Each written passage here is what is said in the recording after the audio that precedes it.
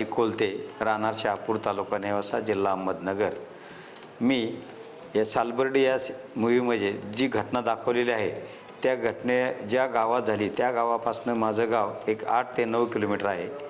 ती जी घटना झाली त्या घटनामध्ये 8 ते 9 निष्पाप बालकांचा गुप्तधनाकरिता नरबळी दिलेली आहे।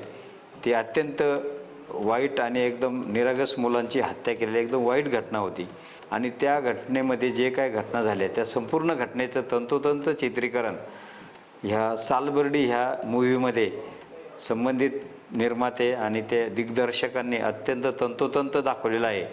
त्यामुळे त्या घटनेतलं जे गांभीर्य आहे त्या निर्मात्याने समजून आणि उमजून तंतोतंत दाखवलेलं आहे। त्यामुळे आपण सर्वांनी 17 एप्रिलला ती मूव्ही रिलीज होणार आहे।